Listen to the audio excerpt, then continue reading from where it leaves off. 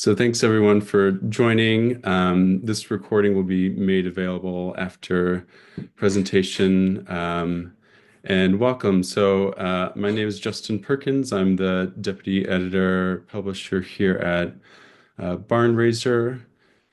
And we've been Barnraiser is just started publishing back in December 2022. We're a nonprofit publication, part of the Institute for Nonprofit News. Um, we're a national publication, and we sort of like to think of ourselves as bringing local stories to the national scale, where we provide contextually driven journalism to support diverse and vibrant rural communities around the country. And as an independent publication, we seek to convene a space where daring criticism, rational debate, and compassionate care can thrive by connecting local organizing strategies, change makers, and highlighting underrepresented voices. Barnraiser seeks to bring together pro-democracy movements from across rural America to help renew the social imagination, build common grounds, and encourage democratic participation and change, which is why we're here tonight with Kyle Spencer, who will be giving us a presentation on how to talk about Project 2025 in your communities. Just to give you a brief orientation to the Zoom format that we're in, there's a chat function below. And Kyle will give about a 20 to 25-minute presentation. And afterwards, we'll kind of open it up for question and answers. Throughout the presentation, feel free to write in your questions if you have them to the chat, and we'll do our best to address those in a robust and thorough manner as best as we can after Kyle's presentation. It's my special honor and privilege to introduce Kyle, who's a great friend of Barnraiser, and a veteran journalist and pro-democracy activist. Kyle is former New York Times contributor, frequent MSNBC contributor, and is the award-winning author of the critically acclaimed book Raising Them Right: The Untold Story of America's Ultraconservative Youth Movement and Its Plot for Power. And exciting because the book was just released in paperback in September. I'm going to drop a link in it here where y'all can check it out. It's a great, compelling read, great work of reporting. It gives a sort of behind the scenes account of the new stars of the far right and their well-funded fight against democracy. And it was called by Library Journal a powerful investigative work. And Ben Shapiro, the conservative pundit and former editor of the Daily Wire, called it quote gross unquote, which is a great endorsement, I guess, in some roundabout way. So Kyle is also the founding editor of Reporting Right, which is a weekly newsletter for local journalists and focuses on covering news in a disinformation age. And Kyle has been doing some incredible work on Project 2025, which she'll uh, go in depth and detail with us here now. Without much further ado, I'll turn it over to Kyle. Thanks, Kyle. Hi. Hi, all. It's really great to be here. Thank you so much, Justin. I want to reiterate that I am a big fan of Barnraiser. I really believe in the mission of the publication and think Barnraiser is doing an amazing job. So it's really an honor to be here with the folks who are responsible for it, and also folks who receive information and read it. So I was asked to talk a little bit tonight about Project 2025 and to talk about how to talk about Project 2025. I've been giving talks about Christian nationalism and Project 2025, a presidency under Trump, for about 8 weeks continuously. I've been doing this work kind of longer, but have been like very on the road talking about it. And so the reason I mention that is because I think at this 11th hour, how we're going to talk about Project 2025 is probably going to be a little bit different than how we talked about Project 2025 um, 6 months ago, a year ago. We are in as we approach this upcoming election, we need to be as careful and concise, easy to understand, and convey the urgency of making sure Project 2025 doesn't come to life.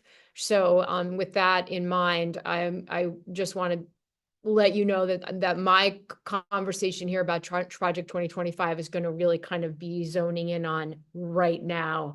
How do we get people motivated to understand the fears and act in the coming weeks? Here is some information about Barnraiser, which, if those of you who are new to Barnraiser, gives you a little bit of an explanation. As I said before, I'm a big fan. I'm really proud of being a part of some of the work they're doing and being an ally.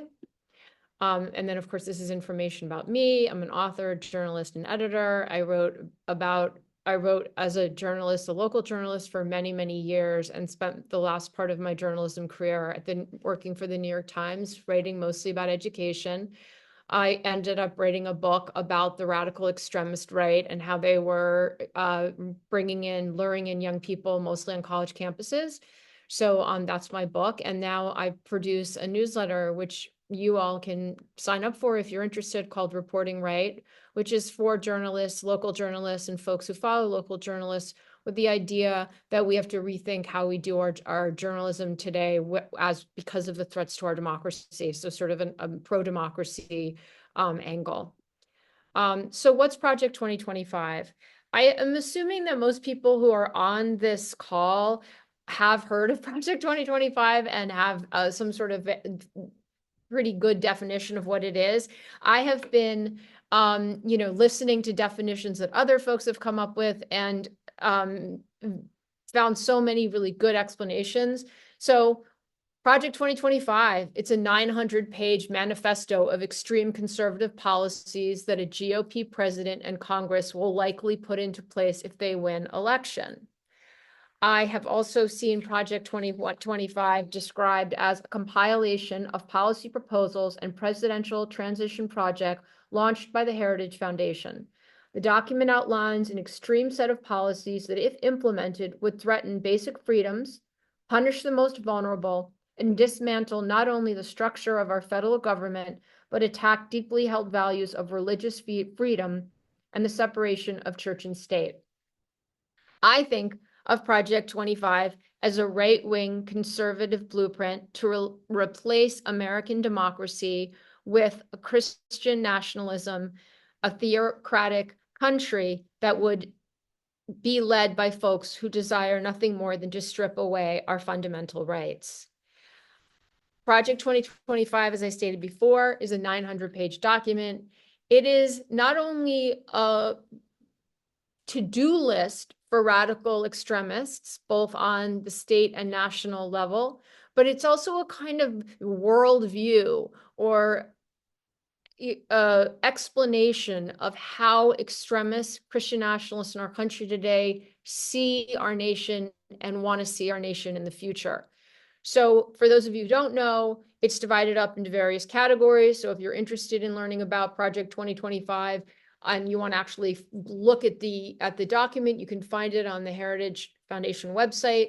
You can also find really, really, really good explanations of it in a variety of different places, which I'll talk about later. But it's divided up into categories. So you have Project 2025's vision for education, Project 2025's vision for American healthcare, Project 2025's vision for the economy, and so on. It's exhaustive. It is absolutely, totally, and completely exhaustive. Who's behind it? So a lot of you have probably heard Trump talk about deny that he has anything to do with Project 2025.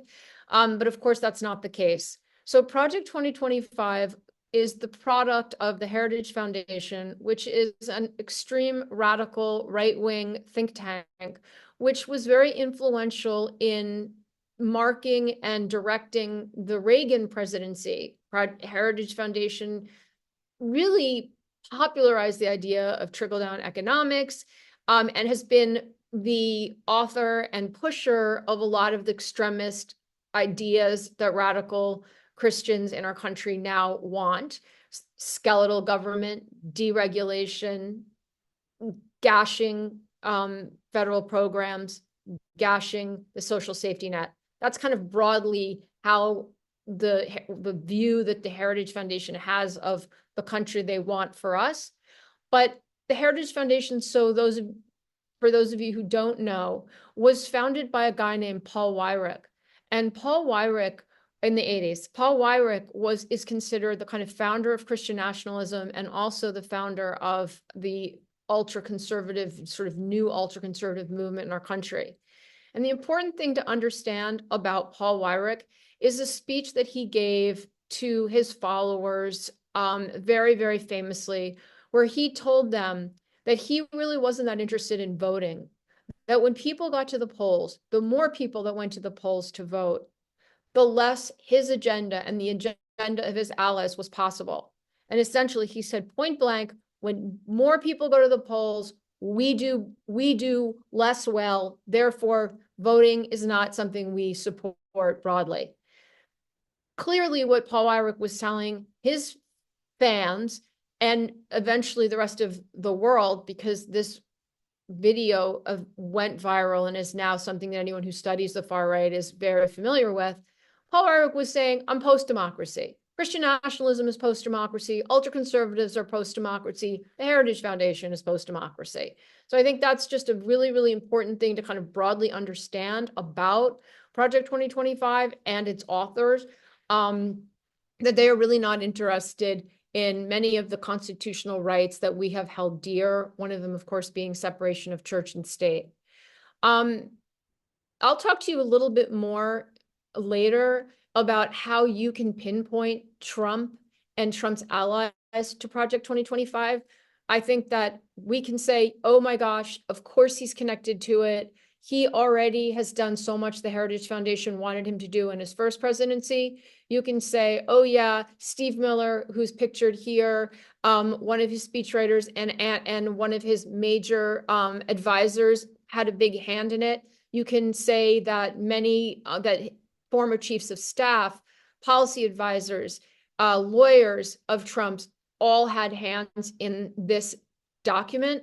But I think it's probably better at this point, at this kind of 11th hour, if you need to convince people that Trump is indeed involved with it, that you send them either an article that's in the New York Times today about Trump's involvement with the Heritage Foundation and Project 2025, or you send them a really, really fabulous, very exhaustive investigation that CNN did, where it outlined the hundreds of people that are involved in Project 2025, the Heritage Foundation, and Trump's political life.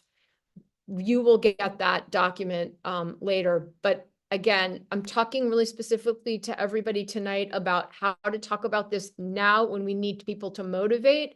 And I would encourage you, if you are getting this kind of like Trump isn't really involved with Project 2025, that you let them know that indeed he is, and here's something you can read to confirm that. So what does Project 2025 mean for you? Well, it really kind of depends on who you are, what will most impact you. But generally, I want to say broadly, Project 2025 is very hostile to the education community, to folks who need healthcare, to the environment, to farmers, to vets, to kids, to the living wage, to unions, to people who are in areas where natural disasters are now a common occurrence. Project 2025 would eliminate the Department of Education. It would divert funding for public schools to private and religious schools. It would eliminate Head Start. It would eliminate the EPA. It would eliminate food safety standards. It would eliminate the National Weather Service. because the National Weather Service and its our sister organizations all accept that global warming is a thing and are working to encourage government to prevent it. So National Weather Service, not a friend. Project 2025, not a friend. That's a biggie. Again, we're in the 11th hour. That's a biggie, I think, right now, particularly for folks who are living in states that have just, North Carolina, other places that have suffered recent natural disasters. The Project 2025, Trump's in office, other radical conservatives who will take office in the new year, they will work hard to make sure that FEMA, EPA, any types of government agencies that protect us from national disasters, warn us about national disasters, acknowledge that national disasters are a thing and we need to start acting to prevent them. These agencies under Project 2025 would be gutted. So that's what Project 2025 means to a lot of us. A couple of other things. I mean, there's so many angles and so many different ways to talk about Project 25 because it's so destructive in so many areas and so exhaustive. But here's a few off the top of my head. Project 2025 would enforce a biblical-based definition of marriage and family. What does that mean? That means that many of us on this call right now, our families would not even be recognized as families under a Trump presidency. It would remove federal protection for the LGBTQ community. It would strike down key efforts to combat racism. It would remove checks and balances to create and increase presidential power. A lot of you have probably heard that one of the when Project 2025 first came out of the gate, one of the things that we all heard about was this plan to fire thousands of government workers and have them have to reapply showing their allegiance to Trump. Talked about Project 2025 and Trump. On this slide right here, underneath, you'll see the CNN article, Trump Allies Project 2025. I will get you all a copy of that, but it is a really exhaustive explanation, proof of Trump's connection to Project 2025. So now we get to the tips for talking about Project 2025. How do you talk about it? Well, I think that it's very purposeful that the folks who wrote this 900-page document dumped it on us in a 900-page document. They wanted us to be so overwhelmed by this document that it would be hard for us to even think about how to talk about it. So here's what I'm going to tell you right now about the ways to talk about it and not talk about it. You do not want to overload people with the 900 pages of Project 2025. It's too overwhelming for most people. You want to, when you're talking about it, to friends, to family, when you're door knocking, when you're talking to people inside your organizations, when you're writing about it, you want to be keenly aware of the people that you're talking to. Listen first. Either you already know, you've listened to these folks in the past and you know what they care about. You know, for example, that the mom that you stand at the school bus with and put your kid on the school bus with, you know that she cares about public schools. So she's somebody that you want to talk about education with.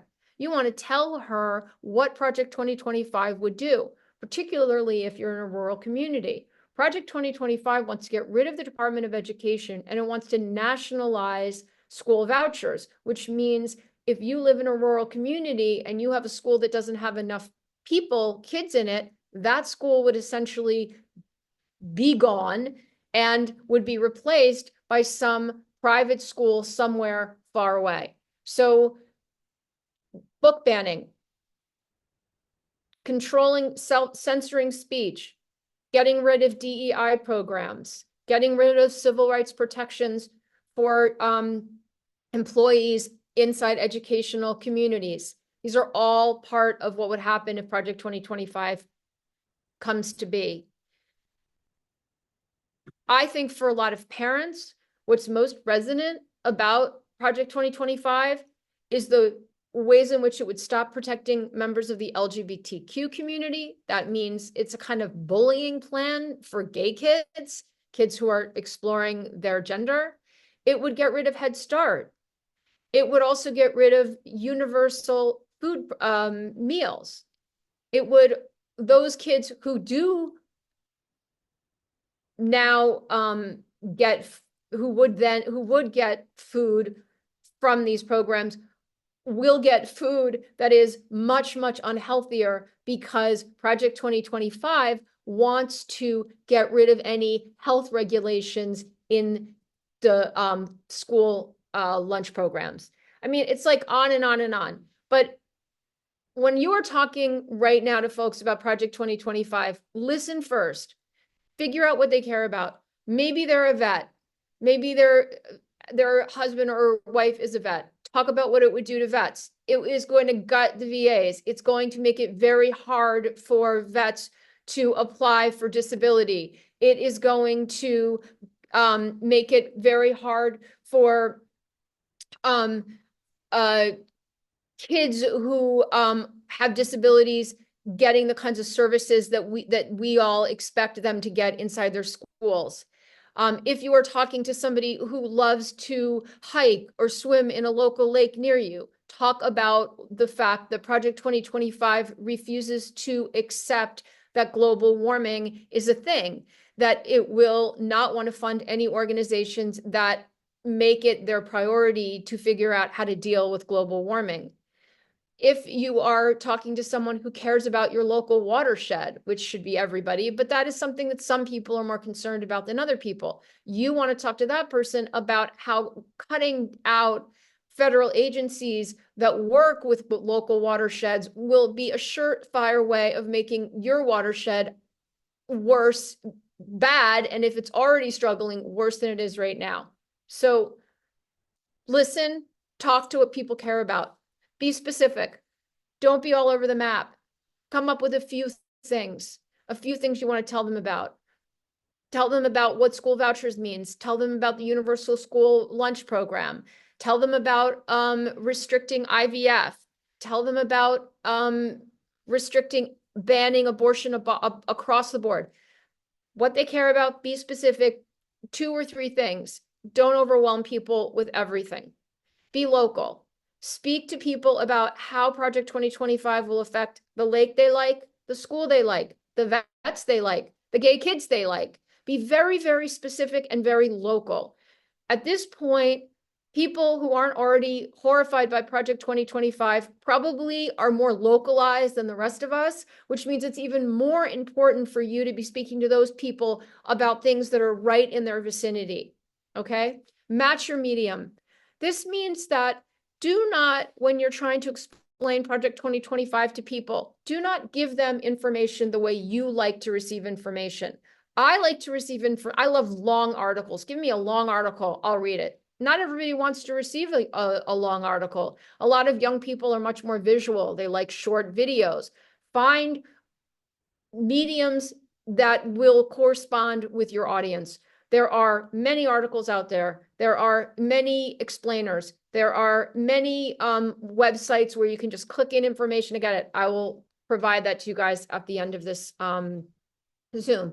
There are many TikToks. There are just a gazillion different places, thank God, online that will help people understand Project 2025. So unfortunately, it's your job at this moment to make sure that the people that you need to know about Project 2025 get the information and they get it in a way they can process it and that they can take it in. Dealing with denial. I think the absolute biggest question I get from people is, what do I do about people who say it's not going to happen? This couldn't happen here. I want to stop for a second and talk a bit about denial. I think that we know this race right now is so close. And we know that it's close because some people are really huge fans of all of these draconian ideas in this Project 2025 and are huge fans of whatever it is that makes Trump appealing. But there are also a lot of other people who are just in denial. And I think we know historically that denial is a state, and it's a common state that people get in when what they are looking at is so horrifying, they can't deal with it. It's something people do in politics, and it's something people do personally. So first off, let's just recognize the folks we know who are in denial because they're really having a hard time dealing. Okay. So the first thing we need to do is be empathetic, recognize that they are not crazy, or, don't overwhelm them with like, what do you mean? Blah, blah, blah. First, hear them. I know it seems kind of crazy that all this could happen here. I've felt that way sometimes myself. Okay. You hear them. Then I think one of the best things to say to people say couldn't happen here is say to them, I didn't think that we would see in my lifespan Roe v. Wade overturned. Did you? I didn't think I'd see a convicted criminal running for president and looking like he has a good shot of winning. Did you? Right? I didn't think that I would see in certain states that now teachers are required to teach the Bible. I didn't expect that in Florida, teachers and students would be in a situation where they were no longer allowed to say the word gay, right? So give them some examples of things that they probably didn't think would happen either. And then at that point, I think the thing to say to people who say it couldn't happen here is be very personal about people you know who you think would really be hurt by Project 2025. Be very specific. A kid who's got disabilities, who uses services at their public school, a vet, somebody who's been helped by FEMA. Be very specific. And I think the best thing you can say right now to people who are in denial is to say to them, you know what, Sue, Bob, Mom, Dad, you could be right. But what if you're wrong? What would that mean to said person? To our neighbor who's gay, or our neighbor who's really needs the VA to stay healthy, or our neighbor who had an at-risk pregnancy and needed to have an abortion. So this kind of gets me to this point about talk to the heart. Right now, we're not talking to politicians, we're talking to people, and we really want to stay very, very focused on the personal. Just like I said before, you want to talk about people that are things that are local, people that are local. But I would also encourage you to use very personal words. Use words that describe Project 2025 in personal ways. It's cruel. It's mean. It's a kind of bully project. It's very, very threatening. It would be very hurtful. Like use those type hurtful to people we know. Use personal words to talk about Project 2025 and how it would personally affect people in your life and in the life of the people around you. Here are a bunch of really, really great resources. I'm going to point out ACLU has a lot of great explainers on Project 2025. There is also here, the second resource is that CNN article I mentioned. The third source is 25and.me, fabulous resource. What 25and.me is, you go onto this website and there's a list of topics like, what do you care about? Well, or what does the person you're talking to or you want to talk to about Project 2025 care about? You click health, education, the environment, whatever, and pops up a very good, very easy to read, very easy to understand explanation of how how Project 2025 lines up with that particular issue. And so it's something you can either refer to people or you can use it yourself as a talking point. And then of course, I've just added a couple of other places I think that you can find some good information. At the very bottom, I have a video. I talked a little bit about how important it is to meet people where they are. Well, this video right down here, the CNN video, is actually a video of a guy from the Heritage Foundation talking about how closely Trump will be following Project 2025 and how closely they're working with Trump. So that's a great, instead of, a 1,200 word article, maybe the person that you're talking to just needs a little video. And then over here, I just wanted to show on my right, I wanted to show the Forsyth County in North Carolina has done some really great work in trying to, some of the folks in Forsyth County are doing some great work trying to explain Project 2025 to people. And I thought this document was particularly good. I think what I showed you here is impact on health, but these guys produced a impact on democracy, impact on health, impact on, I mean, they just impact on education, economic impacts. They just kind of created these sheets that they could hand out to people to let them know. So like, you talk to someone who cares about education and you could just hand them a sheet. So I encourage you to find some of those online, or, maybe that's a way that might be a medium that you think would be helpful for some people in your life. I am, um, I am open for questions. I'm sure people have questions, and I just want to thank you for listening. Thanks so much, Kyle. Yeah, I hope I can speak on behalf of all of us that we're really grateful for you for talking us through this and for just all the resources that you've put together here. I know it's as you mentioned, it sort of feels like at this 11th hour and with the election so close, and I think just with the sort of as someone put in the chat, the sort of exhaustive and exhausting scope of Project 2025, it feels easy to really just want to go out there and sort of shout and sort of scream about this.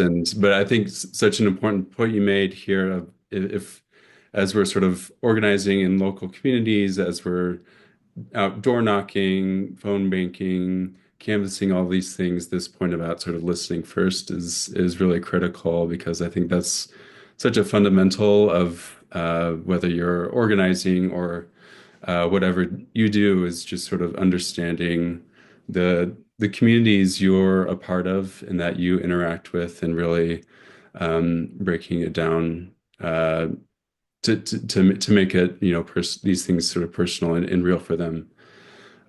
Which I think is exactly what we hope a sort of healthy functioning democracy can do is to help people sort of understand how the institutions, systems they interact with impact them in their personal lives. So we have a few questions here in the chat. I can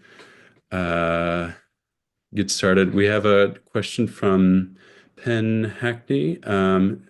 She asks, why do you think the Heritage Foundation made the whole document so public and the timing of it? Yeah, thanks. That's a great question. I've asked myself the same thing. I think it's tricky to figure that one out, honestly. I think clearly, a couple things. I think that they did this kind of thing that lawyers do where they just like dump so many documents on you that you can't go through them. So I think this 900-page document was kind of like intended to overwhelm. And I think actually I'm going to be really honest. I gathered, as a lot of us have done with allies, I gathered in the spring with a bunch of folks, academics, journalists, reporters, investigators, and we talked about Project 2025 and our plan to spread the word about Project 2025. And it turns out that there were many, many, many, many people in rooms talking about this very thing and went off to do the work of spreading the word. I didn't think that it was going to take, and that's my honest thinking was these guys have snowed us with this thing, and no one is going to pay attention to this. It's too obscure. I was wrong. And so I think they thought that too. I think they thought there's no way those silly liberals are going to be able to get their hands around this and explain it to people. They're so wonky. They're always in the weeds. And so I think it was kind of like, we're going to tell our people that this is what we want to do, and they're going to love it. And the libs are going to like not be able to process it. So that's my thinking. And I think obviously that really backfired. And here we are.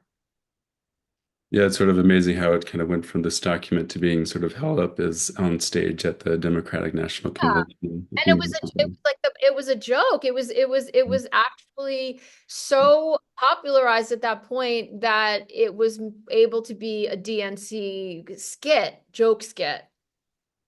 Dark but funny. Just to address a quick housekeeping question. So if you have questions, feel free to use it in the chat or the Q&A, or If you so like, there's also a kind of raise your hand function. You can raise your hand and I can bring you on if you would just like to ask your question verbally. Um, we have a question from Stephen Whalen, who asks, what does Project 2025 say about Social Security? Social Security. So, I mean, the plan for Project 2025 is essentially to gut programs that help, to help uh, the rest, the majority of us, right? So, Medicare, Medicaid, Social Security plans like that are on the chopping block generally. I think another on the chopping block, Medicare, Medicaid. I think I mentioned that. Um, Plans to make healthcare, drugs, the efforts that Obama and Biden have made to make drugs cheaper for senior citizens and for the rest of us, that would be gutted. Any like, I mean, this is the thing about it. It's like any sort of effort to support a social safety net is is like in opposition to Project 2020. That's my answer to that. We have a question here from Mary Pritchard who asks, what is your advice for dealing with people who react aggressively? Uh, Go away. Do not engage. So I think right now, I mean, the problem with the Christian nationalism movement and the extreme radical right wing is very violent adjacent and slash violent. And so they are very in our face about and intimidating and very in our face about their desires to get violent, to arm themselves, to make sure other people can be armed, to have military grade weapons on the streets. These are very scary people. And as I've traveled the country, I've gotten more and more alarmed about this kind of pro militia movements and harassment and restraining orders people have had to take out, et cetera, et cetera. So what I would say to you is don't engage someone who's getting aggressive about this. I just absolutely would not. Yeah, I would echo that point. I think it's maybe part about sort of listening is also sort of knowing how to choose your battles and as well as kind of prioritizing safety as well, which I think for those of us who are kind of going out and doing this work, talking about these things, I think safety is also just an important consideration to keep in mind here. Um, I have a question from myself actually. I'm kind of curious as Kyle, as you've been going around the country, talking with this, meeting with lots of different people, different constituencies. Curious if you have sort of stories that have really stuck in your mind, whether of sort of encounters you've had or kind of stories people have told you from some of your work with this.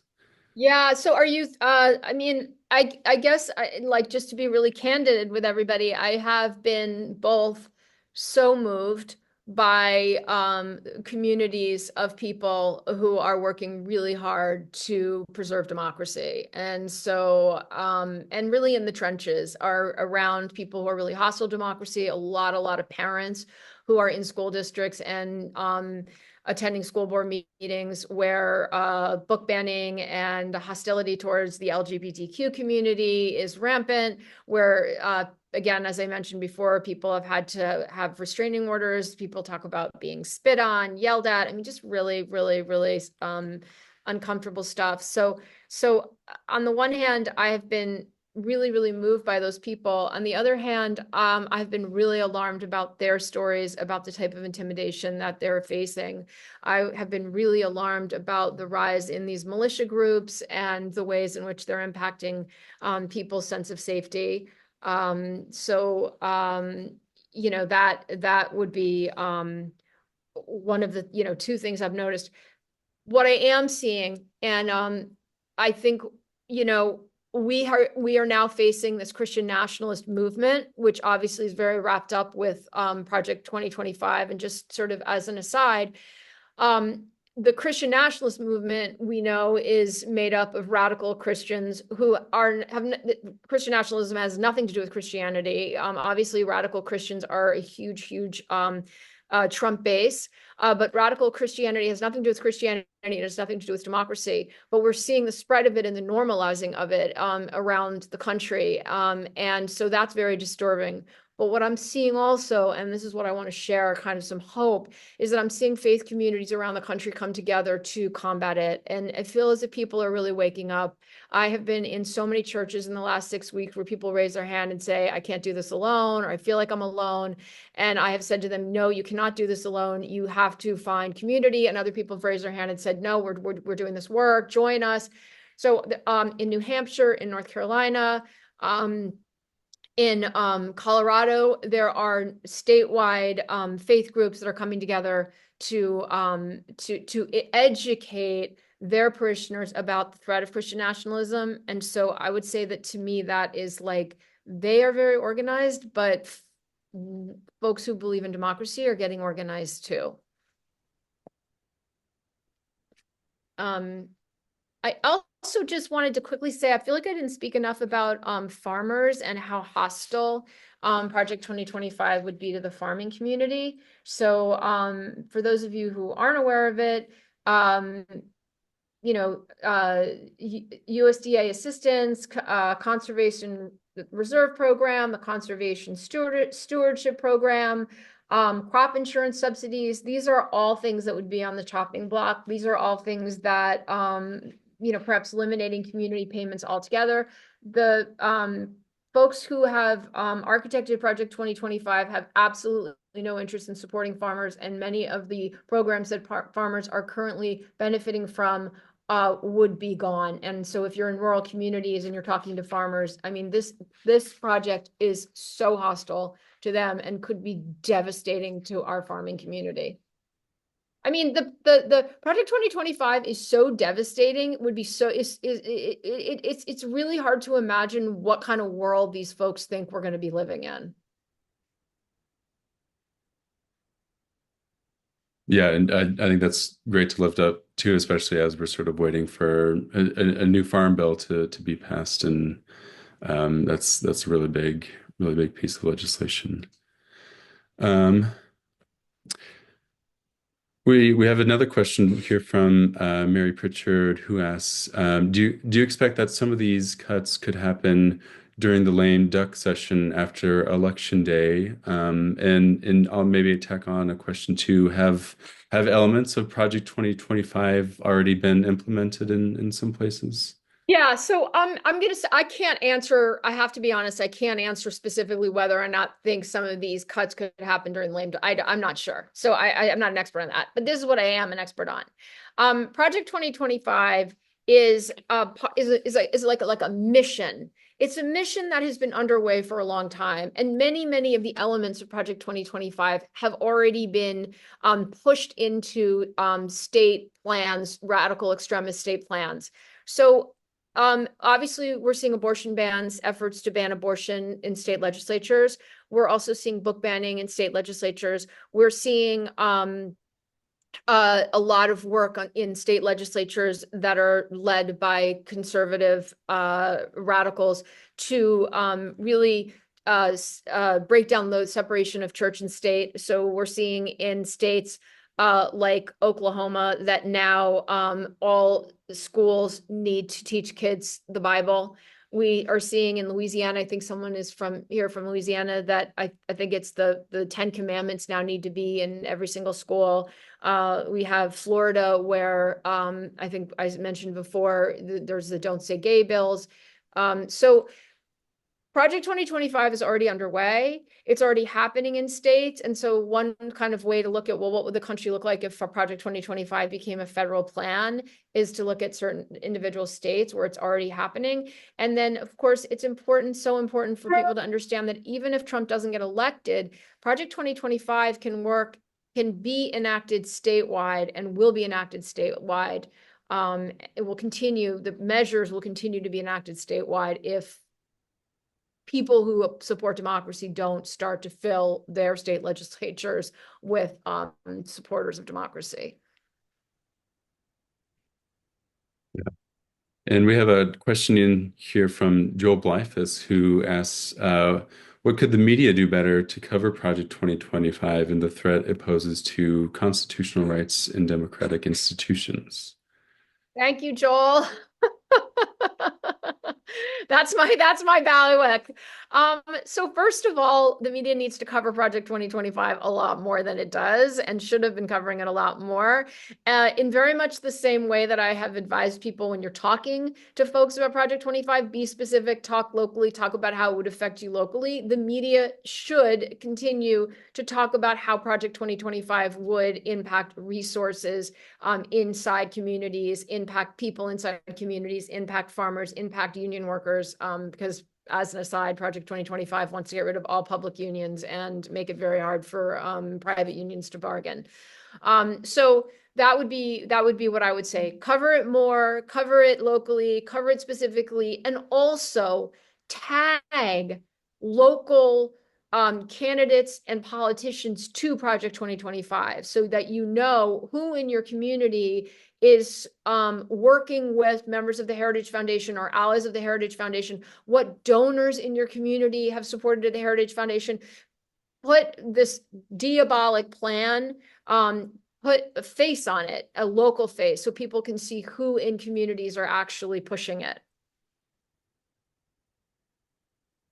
Yeah, that's great. And um, we have another question here from Penn Hackney is asking if there is anything the current administration can do to address some of the structural aims of Project 2025 in the case of a Trump win in the election. Yeah, and I think, like one of the things that we're seeing, Project 2025 is very hostile, for example, to voters, right? So one of the things that we're seeing right now are these incredible efforts to thwart continual,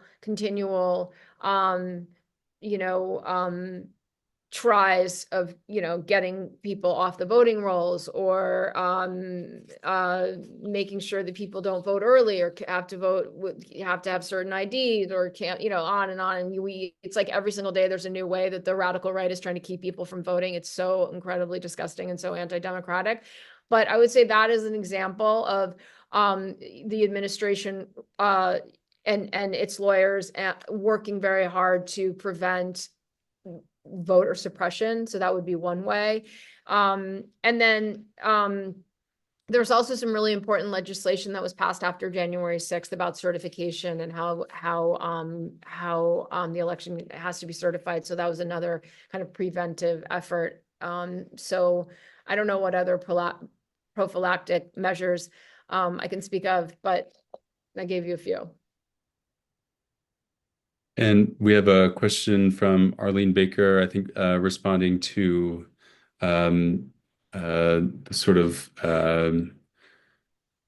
this part about sort of trying to identify sort of particular politicians and local leaders who are affiliated with Project 2025. Arlene asks, is there a sort of, how do we find out who these people, leaders or politicians are? Curious if you have any sort of thoughts or. Yeah. And is Arlene a journalist? Is Arlene a journalist or because um, no, just a normal old person. Okay. So you got to, I mean, like, it sounds so, I don't know how sophisticated it sounds, but you gotta start doing a lot of Googling. Like, you got to start matching Heritage Foundation with, who the suspects are, right? Like, who the radical extremists are. I think basically what you want to do is make the list of who are the radical extremists in your community. And then you want to find out, are they attending Heritage Foundation events? Are they attending Heritage Foundation conferences? So that's, so are they spending time with members of the Heritage Foundation? Are they, once you can look and see who funds very easy to find out who funds Heritage Foundation. You could literally Google funding Heritage Foundation and look and see who's funding these particular extremists in your community.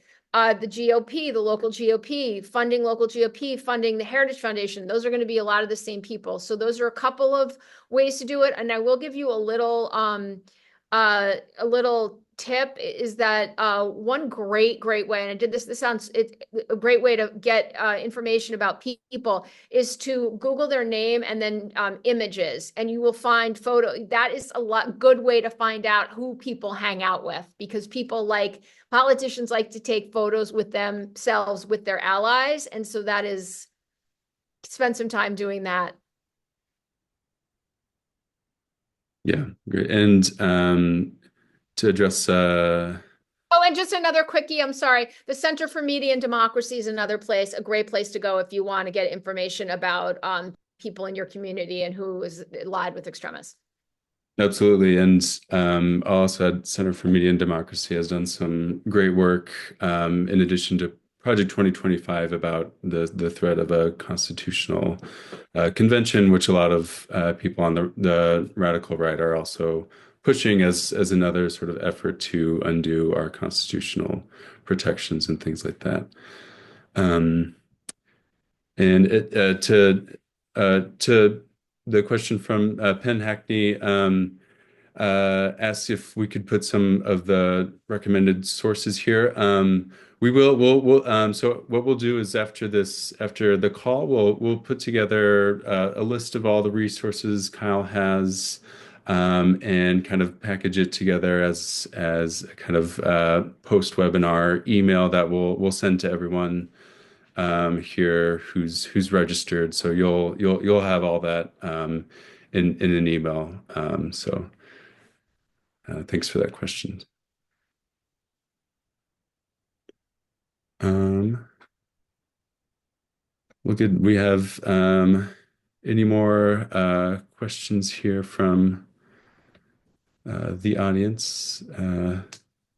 Thanks all to everyone for chiming in here.